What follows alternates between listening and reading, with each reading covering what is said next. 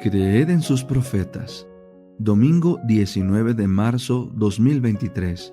Ester 4. Ester se entera del decreto de Amán. Mardoqueo supo todo lo que se había hecho. Entonces Mardoqueo rasgó sus vestiduras, se vistió de cilicio y de ceniza, y se fue por la ciudad gritando con fuerza y amargura. Así llegó hasta la puerta real, pues no estaba permitido pasar por la puerta real vestido de cilicio. Y en cada provincia y lugar a donde llegaba la orden del rey y su decreto, los judíos tenían gran duelo, ayuno, llanto y lamentación. Cilicio y ceniza eran la cama de muchos. Las jóvenes de Ester y sus eunucos fueron y se lo contaron, y la reina se estremeció muchísimo.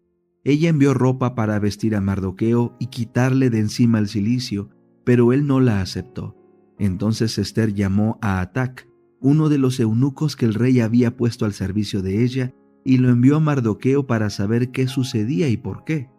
Atac salió y fue a Mardoqueo, a la plaza de la ciudad que estaba frente a la puerta real, y Mardoqueo le reveló todo lo que le había acontecido y la cantidad exacta de plata que Amán había dicho que pesaría para los tesoros del rey a costa de los judíos, con tal de destruirlos.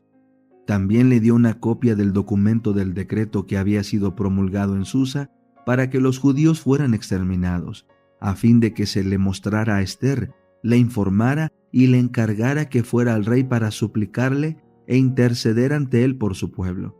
Atac regresó e informó a Ester de las palabras de Mardoqueo.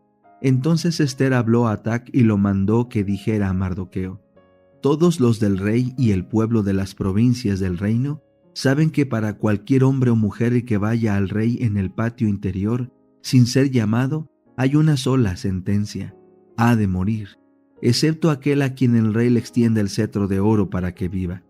Y yo no he sido llamada para ir a la presencia del rey en estos 30 días. Cuando dijeron a Mardoqueo las palabras de Ester, Mardoqueo mandó que respondiera a Ester: no te hagas la ilusión de que porque estás en el palacio del rey, serás la única de todos los judíos que ha de escapar.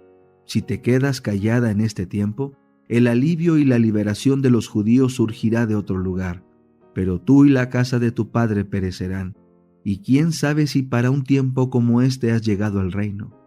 Ester dijo que responderían a Mardoqueo: ve, reúne a todos los judíos que se hallan en Susa y ayunen por mí. No coman ni beban en 3 días, ni de noche ni de día. Yo también ayunaré con mis damas e iré así al rey, aunque no sea conforme a la ley, y si perezco, que perezca. Entonces Mardoqueo se fue e hizo conforme a todo lo que Ester le mandó.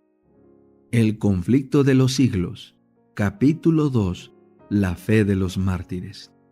Cuando Jesús reveló a sus discípulos la suerte de Jerusalén y los acontecimientos de la segunda venida, predijo también lo que habría de experimentar su pueblo desde el momento en que él sería quitado de en medio de ellos hasta el de su segunda venida en poder y gloria para libertarlos.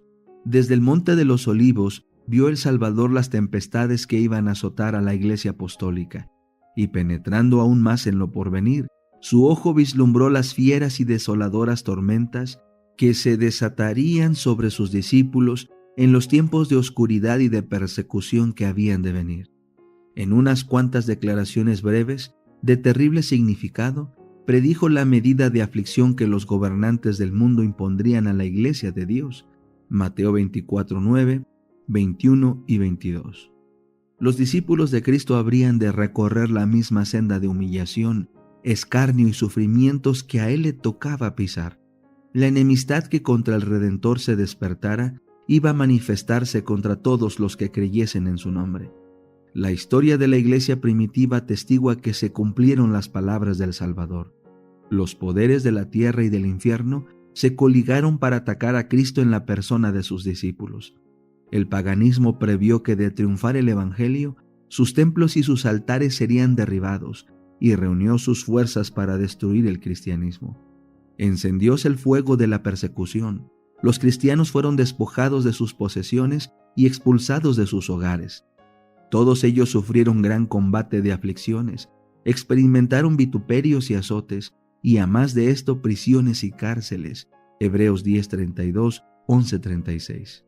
Muchos sellaron su testimonio con su sangre, nobles y esclavos, ricos y pobres, sabios e ignorantes, todos eran muertos sin misericordia. Estas persecuciones que empezaron bajo el imperio de Nerón, cerca del tiempo del martirio de San Pablo, continuaron con mayor o menor furia por varios siglos. Los cristianos eran inculpados calumniosamente de los más espantosos crímenes y eran señalados como la causa de las mayores calamidades, hambres, pestes y terremotos. Como eran objeto de los odios y sospechas del pueblo, no faltaban los delatores que por vil interés estaban listos para vender a los inocentes. Se los condenaba como rebeldes contra el imperio, enemigos de la religión y azotes de la sociedad. Muchos eran arrojados a las fieras o quemados vivos en los anfiteatros. Algunos eran crucificados, a otros los cubrían con pieles de animales salvajes y los echaban a la arena para ser despedazados por los perros.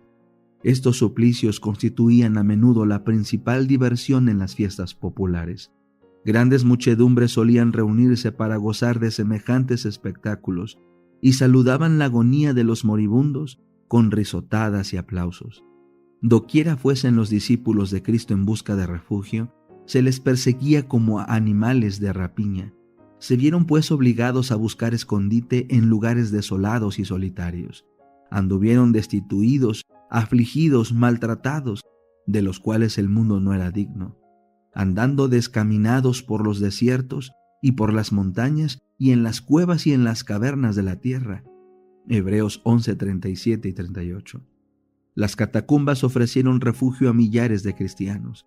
Debajo de los cerros, en las afueras de la ciudad de Roma, se habían cavado a través de tierra y piedra largas galerías subterráneas, cuya oscura e intrincada red se extendía leguas más allá de los muros de la ciudad. En estos retiros los discípulos de Cristo sepultaban a sus muertos y hallaban hogar cuando se sospechaba de ellos y se los proscribía. Cuando el dispensador de la vida despierte a los que pelearon la buena batalla, muchos mártires de la fe de Cristo se levantarán de entre aquellas cavernas tenebrosas. En las persecuciones más encarnizadas, estos testigos de Jesús conservaron su fe sin mancha. A pesar de verse privados de toda comodidad y aún de la luz del sol mientras moraban en el oscuro pero benigno seno de la tierra, no profirieron quejas. Con palabras de fe, paciencia y esperanza, se animaban unos a otros para soportar la privación y la desgracia. La pérdida de todas las bendiciones temporales no pudo obligarlos a renunciar su fe en Cristo. Las pruebas y la persecución no eran sino peldaños que los acercaban más al descanso y a la recompensa. Como los siervos de Dios en los tiempos antiguos, muchos fueron muertos a palos, no admitiendo la libertad para alcanzar otra resurrección mejor. Versículo 35. Recordaban que su maestro había dicho que cuando fuesen perseguidos por causa de Cristo, debían regocijarse mucho, pues grande sería su galardón en los cielos, porque así fueron perseguidos los profetas antes que ellos.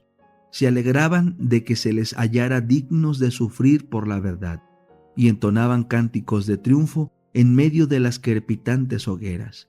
Mirando hacia arriba por la fe, veían a Cristo y a los ángeles que desde las almenas del cielo los observaban con el mayor interés y apreciaban y aprobaban su entereza.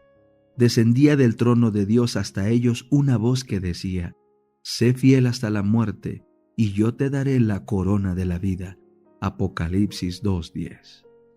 Vanos eran los esfuerzos de Satanás para destruir la iglesia de Cristo por medio de la violencia.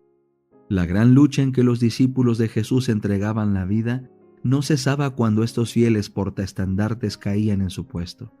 Triunfaban por su derrota.